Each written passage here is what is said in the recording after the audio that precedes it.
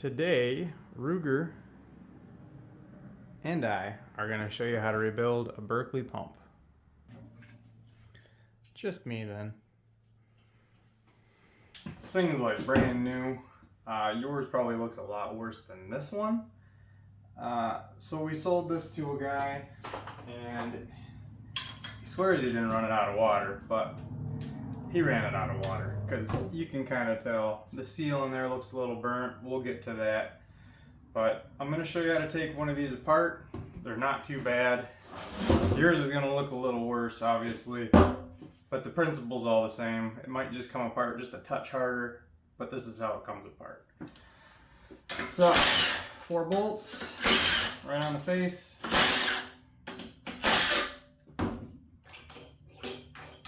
Put them in a bin, or you're for sure going to lose stuff everywhere.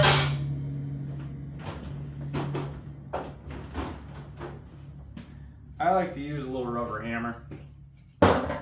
So be prepared because there's probably a lot of water that's going to come out of this when you take it apart. This one got ran dry with like no water, so it shouldn't be much of anything.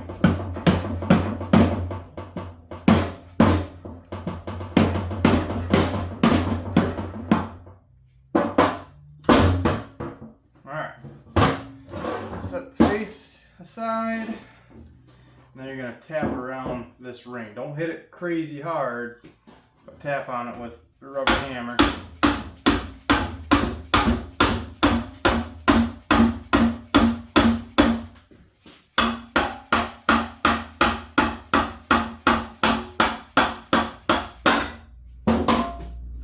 Okay, see, you didn't deform it at all.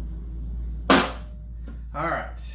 Now, the same socket that took these off should take this center nut off. So just hold it and then let it impact. Alright, so you got a washer, a little lock washer thing, and a lock nut. Then you got to get the impellers off. Yours are probably going to be a little harder if they've been on there for a while. This one's almost new. This one is new, so it'll come apart pretty easy. You can take them apart individually if you need to. Just, there you go. See, comes off in a stack. Now if yours has been frozen over winter, didn't get winterized right, the impellers themselves will probably be broken. So you'll need a kit for these. I'll show you in the end the kits for these. So what all I wanted to get to here is this seal. There's a washer in front of the seal. Remind me to put that back on. I'm just going to put it right under the stack so I won't forget. So you can pull this part of the seal out. But to get that one out, you really need to take this housing off so you can get behind it. So that's going to be 4 Allens.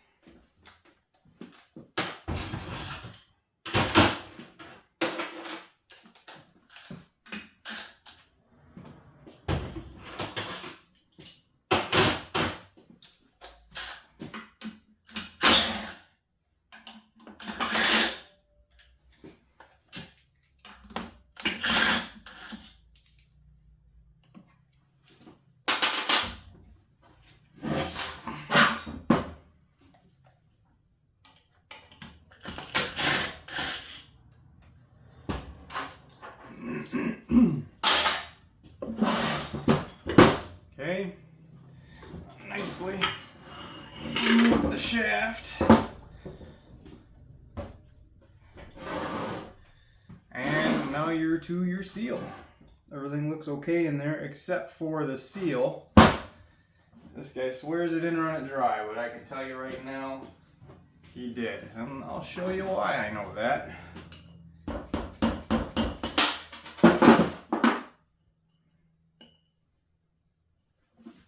Make sure when you get your seal out, you also get the little rubber boot that the seal sits in. You don't want to leave that in there and try and push a new seal on top of it. This little guy. So, who knows if the camera will focus. But you see that big chunk missing out of that porcelain seal? They don't just do that. You see how it's kind of got a discolorment to it? That means it got hot. I only get hot when there's no water. The water is the lubricant for these seals. So, let's get a new seal. So our seal number is this. When we look them up, they're called like an S-100. If you buy the whole kit with the impellers, it'll actually come with a new seal and the new O-rings, but I find that you rarely ever need to change these O-rings, and I'll show you what to do with those. But for the seal, here's what you do. And this is pretty much the same thing with all pool pump seals. Drop my old one. So the principle is the same. So these are like a ceramic seal. You try not to touch them with your fingers, the sealing face if you can. If you do, you know what, it's not that big of a deal to be honest. But I like to use soapy water, a spray bottle, and I just soap this guy up real good. Now, here's what you need to do before this. If yours is really rough, so they have a rubber boot around them. Same thing with like the pool pumps and stuff. A lot of times they're in a plastic housing, but some are in like a cast iron housing or a metal housing. And if it's really pitted in here, what you're gonna wanna do is put some silicone. I don't care, it could be high temp, low temp, whatever. Just use some good silicone for sealing. Put it on this rubber ring and then push it in there. And if any gets on the sealing face, just clean it off with a soapy water and a rag. But that'll fill in all the little pits, because if you have all those little pits, you could potentially still leak. This one's brand new, super clean, not worried about it. With the little seal, they come with a little piece of cardboard. That is made so you set the seal on there, and then you take the cardboard, and then you push it in. It takes a good push. And then you want to look in the back and make sure you're seated all the way in, or not. I can't quite get enough push with my thumb. So I like to take a screwdriver, just use the plastic butt of it, put it right on the cardboard, and just kind of work it around nicely. If you win all the thumb wrestling, you probably don't have to do that, but yeah. It's in. In like sin. She's in there. So, just because, put a little more soapy water on the face, because what are you going to do about it? Okay, now you want to very nicely line that shaft back up. Try not to beat the seal up on the way in. Nice and easy.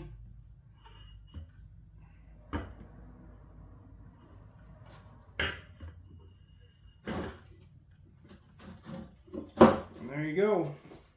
Now put your Allens back in.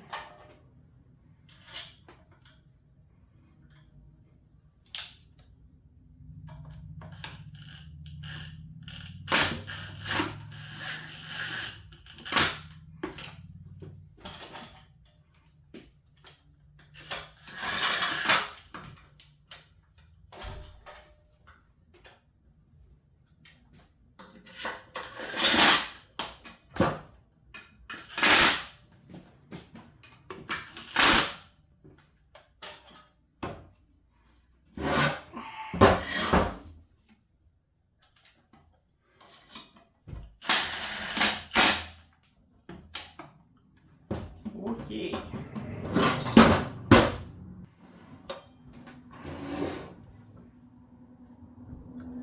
Other half of the seal, soapy water to front, it'll slide on the shaft easier.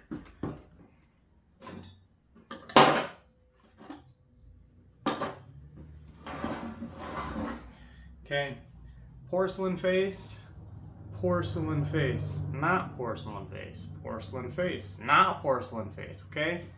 Too many people put them on backwards and then wonder why they leak. Put it on, and then slide it onto that step. Voila. Now, the washer you were supposed to remind me about. On she goes. All right. Now you gotta line up all those impellers again.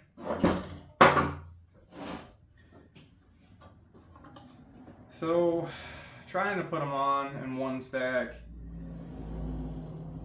not gonna happen because I'll show you. Let's start with the rear one. Put that on.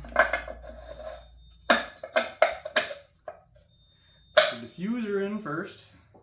Then you got your impeller. This is the back side. That's the front side. They are keyed. If you can see inside of it, it's got a little step in it. It's not real big. It's got a little step in it. On the shaft, it is keyed. You need to put that step right in the key. In the key way. Okay? I'm gonna do that for all of them.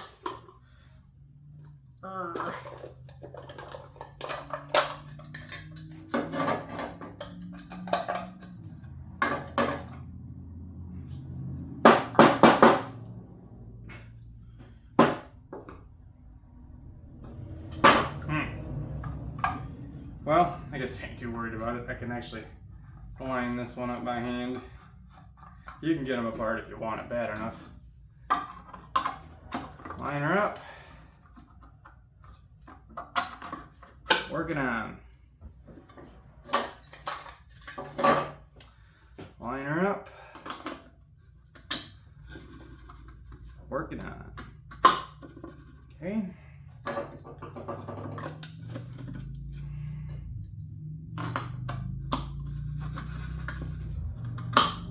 Alright.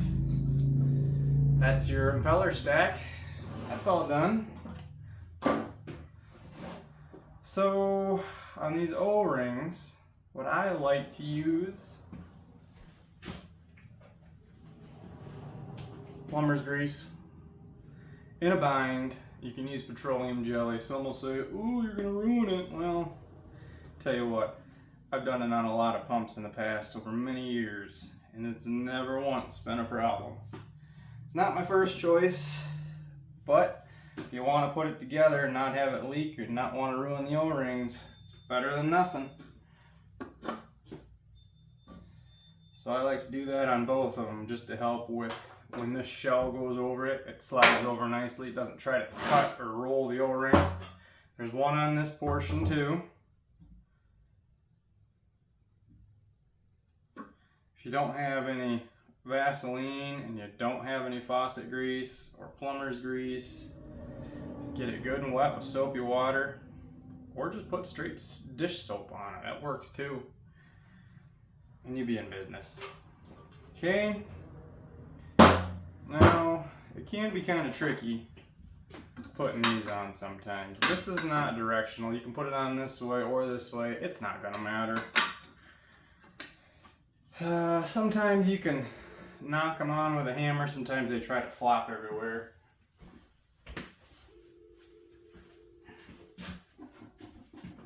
Back to the rubber hammer. See, it just wants to flop everywhere. Yeah.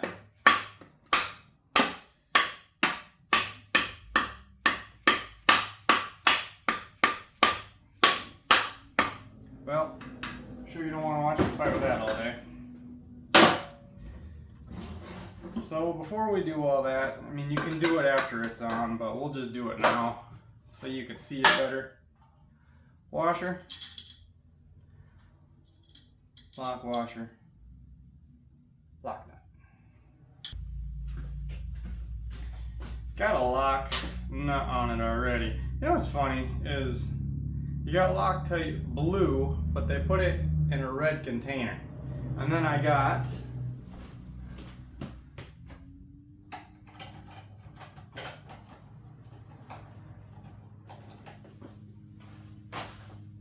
I got a Loctite red in a blue container. So who was in charge of marketing on this one? Yeah, just put a little on there. I don't think you really need it, but it is a lock nut that you've taken loose, so it doesn't work quite the same, but I don't want this thing coming back again. Use blue, don't use red, because then you're gonna never get it apart again. That's all you need. You don't need much. Don't get crazy with the impacts. Okay, turns decent. Looks decent. Must be fairly decent. Okay, put on your cover. A little soapy water inside wouldn't hurt. We like soapy water around here. Okay, just kind of set it on there. Sometimes trying to hammer it on like you saw doesn't go too great. This guy just goes right on.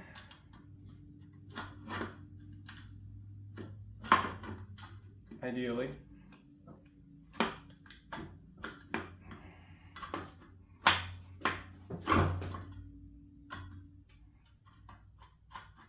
Ah, a little love tap wouldn't hurt. Unless of course it hurts. Why do you want to be stubborn, huh?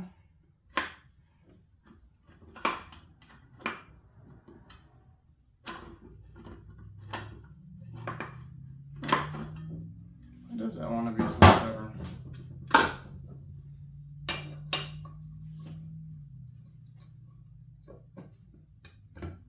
Well, there's really no reason for it. It just kind of went right on there. Better straighten up that label though, or it might drive me nuts.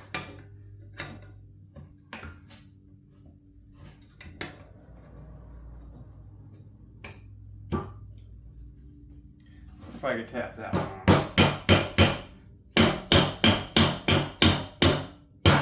The answer is no.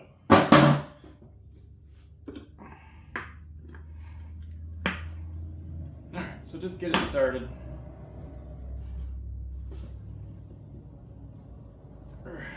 Okay. These things can be a little bit to hold on to. There. Looks okay. Get your bolt started.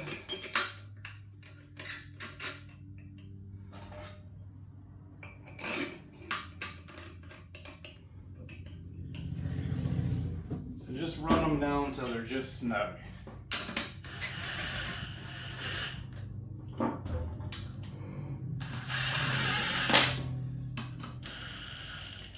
Notice the whole thing just pulled itself together really easily. Really no resistance at all.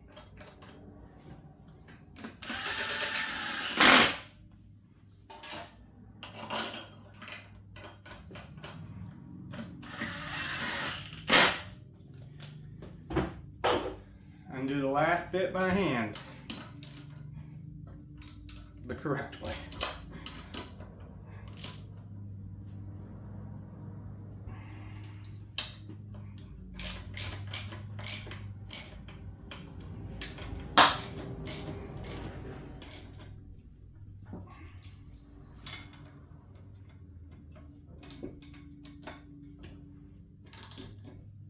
Now obviously this is just rebuilding the pump end.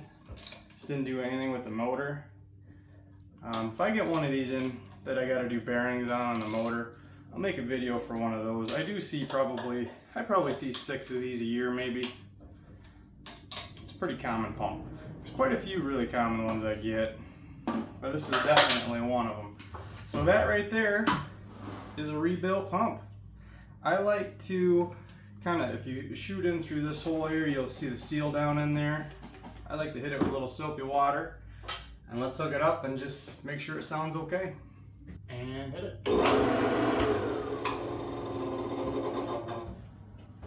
You don't want to run them for more than a couple seconds because the seals are dry, but that sounds good. Here's that kit for that pump. It's pretty expensive, but it has the seal, O-rings, impeller, and diffusers, all those parts. The pump itself is over $1,000, so if your motor's in good shape, it's worth doing. Hope this helped.